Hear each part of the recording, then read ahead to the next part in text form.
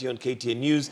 We certainly are keeping our eyes on that, and we'll keep you posted as there's any development regarding corruption and the NOS scandal specifically. On page 8, we also have an interesting story there where 29 governors who failed to grow revenue. And this, some of the governors who failed to do this still came back to office, but this was 29 governors who failed to grow their revenue base in the 2016-2017 financial year. Now, the remaining 18 who did were rewarded with 6.3 billion to be shared between them. Of course, this is not to their pockets, but to the counties. But Michael Agwanda, you're a governance expert, and what should this be one of the, what should we call it, scorecards that one should use to see whether a governor is actually working, if they can grow their revenue from their county? Because if they depend on purely on national revenue, what is shared out, then chances of that county growing beyond a certain level are very minimal, because that money is, well, quite spread out, and especially most of it being used on recurrent expenses, mainly salaries. Mike, corruption has been devolved to the counties, the most unfortunate thing.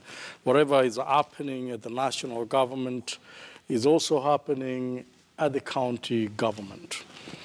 The problem is the governors, most of them, and the executives in the counties are now so busy chasing money from the central government, and their officers are so busy ensuring that money that is coming from central government must come. And let me tell you, sometimes it is disbursed within 3 months, sometimes it is also stagnated on the basis of the projects that they're doing and such like. And so their account department are constantly preparing papers to make sure that they validate what is needed at the central government for them to get the big check. That in itself negates the zeal and the seriousness that collecting local revenues will also require. But when you look at the other side of it also, you realize that there are also different schools of thought as to whether a county is able to collect revenue from within their counties. And 2 schools of thoughts have been shared. One is that this money is collected and it is not deposited. It's shared among the big guys within the counties. And that is the money that actually is getting to the hands of some of the governors who are well corrupt, and those are the monies that find themselves in the Arambes, where money is collected from the field and it goes into somebody's pocket straight away, used for Arambe and appeasing some of the MCAs around, because it is not audit, it's not really, checked beyond, the way it's supposed to be. But there's also another theory that we are too busy chasing the big money from the central government. We have no time to push our residents to give this money. So a lot of effort is put into what is known and the big check that will be used for various, reasons and development in this area. And so this little one that is, it's 100,000, it's 50,000, it's 20,000.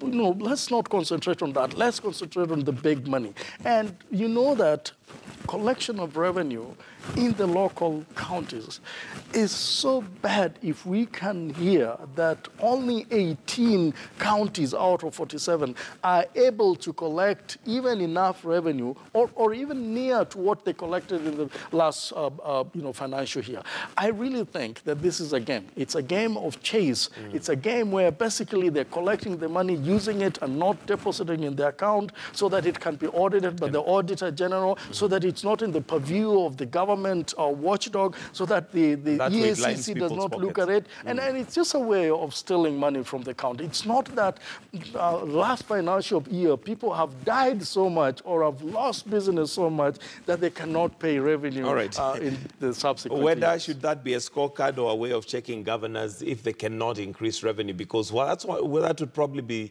one of the best ways to grow counties, when they're able to collect, account, and utilize revenue collected from within.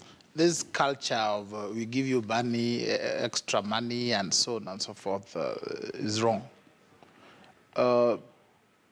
If you look at the Constitution, the counties have so much work, and the revenues are supposed to be generated as they render services. It is like they sell these services. You supply water, people pay for it. From there, you gather. You collect garbage, people pay for it. That's how it's supposed to be. It is not supposed to be waiting for money from the national government, and then if you collect enough, then you are given more. This works because in that way, because most of the people we elect them either on the basis of party or tribe or the kind of money they're able to throw around. They're able to throw around. So until we become hungry for services, until we become angry that services must be rendered, so that when you seek office, then we say, are you able to deliver?